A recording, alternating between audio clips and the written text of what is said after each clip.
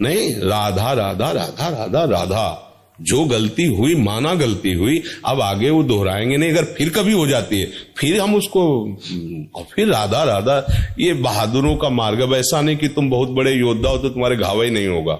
युद्ध क्षेत्र में आए हो तो सैकड़ों प्रहार करने वाले हैं, प्रहार करेंगे, घाव हो जाएगा।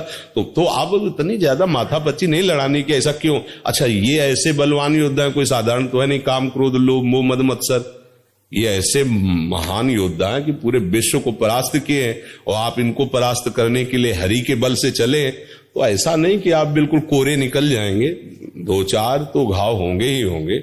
उसी को हम गलती कहते हैं। जहां हम फिसल जाते हैं उसी को गलती कहते हैं। चूक हो जाती है तो हमें कोई बात नहीं है। जहां गलती, हमारी बात को अन्यथा न लिया जाए।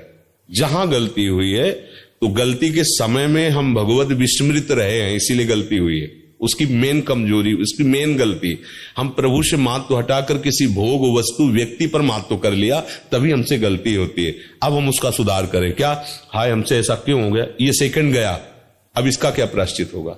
राधा राधा राधा, इसी गलती से वहां गलती हुई थी, जो भगवत विस्मरण हो गया। जितनी भी गलतियां होती है उसका सबका कारण मुख्य होता है भगवान का विस्मरण होना। प्रभु का कहे हनुमंत विपत्ति प्रभु सोई, जौ तो सुमिरन।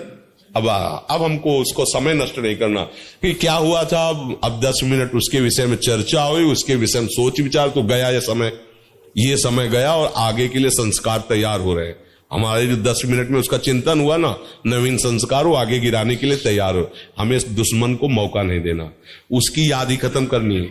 जो पीछे हुआ उसकी याद ही खत्म करनी है, और श्री जी की याद हमें बढ़ानी है। श्री जी की जब याद रहेगी तो कोई पापी नहीं होगा।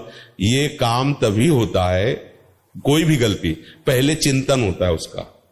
आप देखना, कोई भी पाप कर्म करने के पहले उसका चिंतन होता है। चिंतन से उसका संकल्प बनता है, संकल्प से फिर क्रिया होती है। इतना लंबा चैप्टर तुम सह गए, अरे जब स्फुरण हुआ था उसी समय गला दबा देते तो सब बात बन जाती। तो क्यों नहीं दबा पाए, क्योंकि गला दबाने की ताकत आती भजन से, और वो है नहीं। तो किसी से भी गलती हो सकती हो, उस गलती को तो ऐसे मिट्टी डालो, आगे बढ़ो। राधा राधा राधा राधा राधा राधा राधा। जहां अगर फिर चूक हो जाए, देखो इसमें बहुत बड़ी मंजिल है, ये बहुत बड़ी चढ़ाई है। कह दो आज से हम कसम खाते नहीं होगा, तुम्हारी कसम नहीं चलेगी। जब तक तुम्हारी उसमें सुख बुद्धि है तब तक तुम्हें गिरना ही होगा। जब सुख बुद्धि कैसी बदलेगी, बमन विष्ठा के तरह है। अब जैसे कोई बढ़िया खीर बना के दे, कान में आके कोई विश्वसनीय आदमी कहते खाना मत, जहर है, अब आप नहीं खा सकते, उसमें किशमिश चिरौंजी सब पड़ी नहीं। ऐसे गुरुजनों ने बता दिया कि ये माया जनित जितने भोग है ये सब विष के समान है, इनको मत खाना। तो ब्रह्मादिक के भोग सब विषम लागत ताई, नारायण ब्रज चंद की लगन लगी है जाए। इसलिए सबसे बड़ा प्रायश्चित है कि हम भजन नहीं छोड़ेंगे, सावधान रहें, कोई गलती नहीं करेंगे। अगर हो जाती है तो हमें ज्यादा उस प्रपंच में नहीं फंसना, आगे बढ़ो, आगे बढ़ो, नाम जप करो। उसके प्रपंच में फंसने से तुम्हारा उत्साह नष्ट हो जाएगा, भगवत भजन का, भगवत प्राप्ति का। और ये हम कभी उपासक के अंदर नहीं चाहते। उत्साह नहीं नष्ट होना चाहिए। 1000 बार गिर जाएंगे तो 1001 बार फिर हम कमर कसेंगे।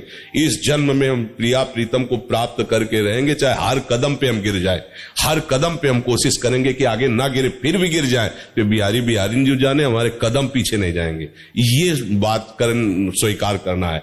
अब तो गलती हो गई, अब क्या होगा, अब तो जीवन नष्ट हो गया, तो क्या मन सिखाएगा, फिर तो यार इधर ही उतरो, ऐसा सिखाए नहीं।